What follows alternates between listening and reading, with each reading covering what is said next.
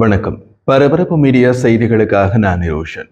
கடந்த வாரம் நடந்த இந்திய பாகிஸ்தானின் மோதலின் பின் பாகிஸ்தானின் அதிகாரப்பூர்வ அறிவிப்புக்கு முரணான ஒரு மிகப்பெரிய இழப்பு பாகிஸ்தானுக்கு ஏற்பட்டதை ஒப்புக்கொண்டிருக்கிறார் பாகிஸ்தான் விமானப்படையின் முன்னாள் தளபதி.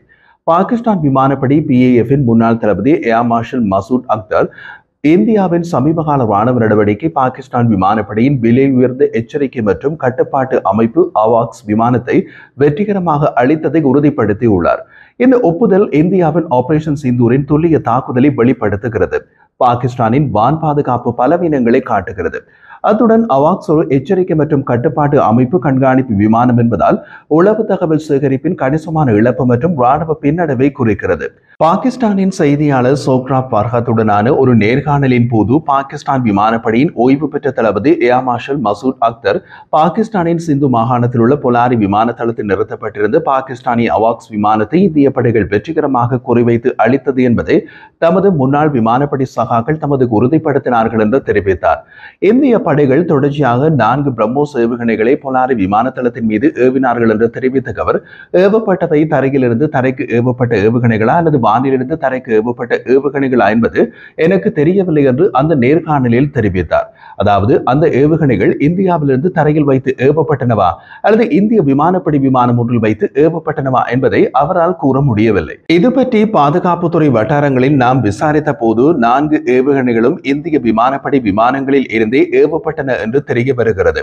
கிடைத்த தகவல்களின்படி பொலாரி விமானப்படை தளத்தின் வெவ்வேறு பகுதிகளை நோக்கி முதலில் 2 ஏவுகணைகள் ஏவப்பட்டன. உடனே விமான தளத்தில் அபாய எச்சரிக்கை சைரன் ஒலித்தது. ஒரு விமான தளத்தில் ஒலிக்கப்படும் அபாய எச்சரிக்கை சைரன்களில் வெவ்வேறு வகைகள் உள்ளன. அவை ஒலிக்கும் விதத்திலிருந்து அவற்றை வேறுபடுத்தலாம். நிலையான துறை சைரன் ஒலி பொதுவாக இயற்கை பேரழிவு அல்லது பிற தாக்குதல் அல்லாத அவசர நிலையை குறிக்கிறது. துருப்புக்கள் தங்குமிடம் தேட வேண்டும் மற்றும் மேலும் அறிவுறுத்தல்கள் வழங்கப்படும் வரை சுய உதவி மற்றும் நண்பர் பராமரிப்பு செய்ய வேண்டும். விரைவான குறுகிய பீப் சைரன் ஒலி ஒரு பூட்டுதலை குறிக்கிறது. துருப்புக்கள் 3 நடைமுறைகளை பின்பற்ற வேண்டும். அதற்கான அறிவுறுத்தல் ஜன்னல்கள், திரைசீலைகள் மற்றும் கதவுகளை மூடு, விளக்குகளை அணைக்கவும், கணனிகளை பூட்டி ஆவணங்களை மூடி வைக்கவும், பார்வையில் இருந்து விலகி இருங்கள் மற்றும் நடமாட்டங்களை நிறுத்தவும், அமைதியாக இருக்கவும் மற்றும் தொலைபேசிகளை அணைக்கவும். ஊப் ஊப் ஊப் தொனி சைரன் ஒலி ஒரு வெளியேற்றத்தை குறைக்கிறது. துருப்புக்கள் கட்டடத்தில் இருந்து வெளியேறி நியமிக்கப்பட்ட கூட்ட பகுதியில் கூட வேண்டும். அலைகளையான தொனி சைரன் ஒலி முக்கியமானது. இது அலறல் என்றும் அழைக்கப்படுகிறது. இது ஒரு சாத்தியமான அல்லது உடனடி அச்சுறுத்தலை குறிக்கிறது. தரை துருப்புக்கள் உடனடியாக மறைவை நாட வேண்டும் அல்லது கண்கள் மற்றும் காதுகளை மூடிக்கொண்டு முகம் குப்புற படுக்க வேண்டும். விமானிகள் தத்தமது விமானங்களை பாதுகாக்கவும் எந்த நிமிடமும் கிளம்பவும் தயார் நிலைக்கு கொண்டு செல்ல வேண்டும். பொலாரி விமானப்படை தளத்தின் வெவ்வேறு பகுதிகளை நோக்கி முதலில் 2 ஏவுகணைகள் ஏவப்பட்ட போது அலைகளையான தொனி சைரன் ஒலி ஒலிக்க விடப்பட்டது. பாகிஸ்தான் விமானிகள் தங்கள் விமானத்தை பாதுகாக்க விரைந்தனர். ஆனால் தொடர்ந்து 3வது ஏவுகணை வந்தது. அது நடந்து சுமார் 5 நிமிடங்களில் 4வது ஏவுகணை ஒன்று பொலாரி விமானப்படை தளத்தில் உள்ள ஹேங்கரை தாக்கியது. அங்கு பாகிஸ்தான் விமானப்படையின் அவாக்ஸ் விமானம் ஒன்று நின்றிருந்தது. அது மிக கடுமையாக சேதமடைந்தது. இந்திய தாக்குதல்களின் போது தனது ராணுவ சொத்துக்களுக்கு குறிப்பிடத்தக்க சேதம் ஏற்படவில்லை என்று மறுத்த பாகிஸ்தானின் அதிகாரப்பூர்வ நிலைப்பாட்டில் இருந்து இந்த சம்பவம் நேரடியாக முரண்படுகிறது.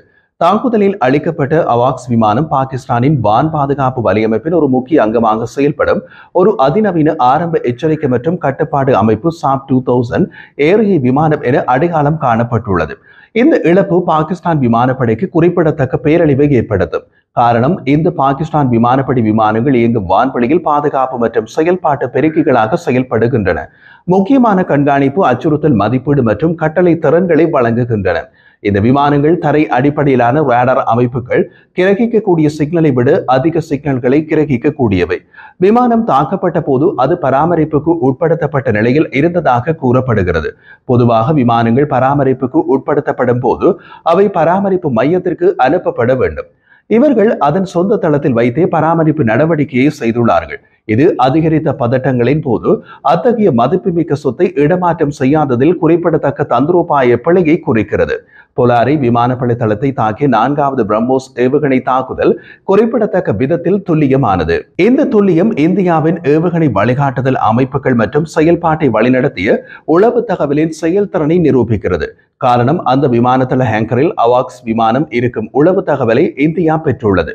மேக்சர் டெக்னாலஜிஸ் உயர் தெளிவுத்திறன் கொண்ட செயற்கைக்கோள் படங்கள் விமான நிலைய ஹேங்கர் கட்டமைப்புக்கு ஏற்பட்ட விரிவான சேதத்தை உறுதிப்படுத்தியுள்ளன.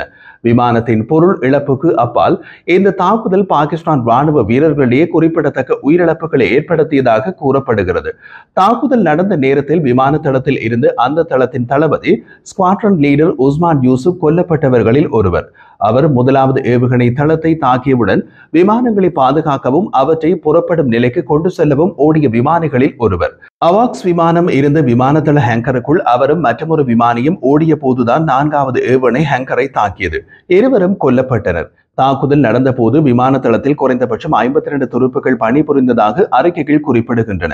இதில் 5 பேர் உயிரிழந்ததாகவும் பலருக்கு காயங்கள் ஏற்பட்டதாகவும் மதிப்பிடப்பட்டுள்ளது. இந்த உயிரிழப்புகளில் அவாக்ஸ் மற்றும் F-16 விமானங்களை இயக்க பயிற்சி பெற்ற விமானிகளும் அடங்குவர். இது மாற்றுவதற்கு பல ஆண்டுகள் ஆகக்கூடிய நீண்டகால நிபுணத்துவ இழப்பை குறிக்கிறது. சாப் 2000 ஏரிய அவாக்ஸ் விமானத்தின் அழிவு பாகிஸ்தானின் வான் பாதுகாப்பு கட்டமைப்புக்கு குறிப்பாக சேதத்தை ஏற்படுத்துகிறது. இந்த விமானம் உள்வரும் அச்சுறுத்தல்கள் குறித்த முன்கூட்டிய எச்சரிக்கையை வழங்குவதிலும் போர் விமான தகவல்களை ஒருங்கிணைப்பதிலும் பெரிய அளவிலான புவியியல் பகுதிகளில் சூழ்நிலை விழிப்புணர்வை பேணுவதிலும் முக்கிய பங்கு வகிக்கின்றது. இந்த திறன் இல்லாமல் விமான அச்சுறுத்தல்களை கண்டறிந்து பதிலடி கொடுக்கும் பாகிஸ்தானின் திறன் கணிசமாக சமரசம் செய்யப்படுகிறது. இது எதிர்கால மோதல்களில் பயன்படுத்தப்படக்கூடிய பாதிப்புகளை உருவாக்கும். ராணுவ வல்லுநர்கள் இந்த சம்பவத்தை போலாரி பேரழிவு என்று அழைத்துள்ளனர். இது பாகிஸ்தானின் வான் பாதுகாப்பு நிலைப்பாட்டுக்கான கடுமையான மூலோபாய தாக்கங்களை காட்டுகிறது. இந்தியாவால் ஆபரேஷன் சிந்தூர் தொடங்கப்பட்ட போது அது குறிப்பிடத்தக்க விதத்தில் விரிவானதாக இருந்தது. இந்திய படைகள் பாகிஸ்தான் முழுவதும் பல ராணுவ நிறுவல்களை தாக்கின. பொலாருக்கு அப்பால் இலக்குகளில் நூர்கான், ரஃபீகி, முரீத், ரஃபீம் யார்கான், சுகூர், சுனியன், ஸ்கார்டு மற்றும் யகோபாபாத் ஆகிய இடங்களில் உள்ள விமான தளங்களும் பஸ்ரூர் மற்றும் சியால்கோட்டில் உள்ள ரேடார் தளங்களும் அடங்கும். இந்த ஒருங்கிணைந்த தாக்குதல் தொகுப்பு பாகிஸ்தான் எல்லைக்குள் ஆழமாக ஒரே நேரத்தில் துல்லியமான தாக்குதல்களை நடத்தும் இந்தியாவின் திறனை நிரூபித்தது. குறுகிய காலத்தில் பாகிஸ்தானின் ராணுவ உள்கட்டமைப்பின் பல அம்சங்களை திறம்பட இழிவுபடுத்தியது. ஆபரேஷன் சிந்தூரின் போது இந்தியா ஒரு அதிநவீன ஆயுத அமைப்புகள் மற்றும் செயல்பாட்டு தந்திரோபாயங்களின் கலவையை பயன்படுத்தியது. தாக்குதலின் பின் பிரம்மோஸ் சூப்பர்சோனிக் குரூஸ் ஏவுகணைகள் அதிக கவனத்தை பெற்றாலும் பிரெஞ்சு தயாரிப்பு ஸ்கல்ப் ஏவுகணைகள் மற்றும் ஹமர் துல்லிய வழிகாட்டுதல் வெடிமருந்துகளும் இந்த நடவடிக்கையில் பயன்படுத்தப்பட்டதாக தெரிய வருகிறது. இந்த மாறுபட்ட ஆயுத தொகுப்பு பல்வேறு வகையான நிறுவல்களை பொருத்தமான வெடிமருந்துகளுடன் குறிவைக்க இந்திய விமானப்படையை அனுமதித்தது. செயல்பாட்டு செயல்திறனை அதிகப்படுத்தியது, அதே நேரத்தில் இணை சேதத்தை குறைத்தது.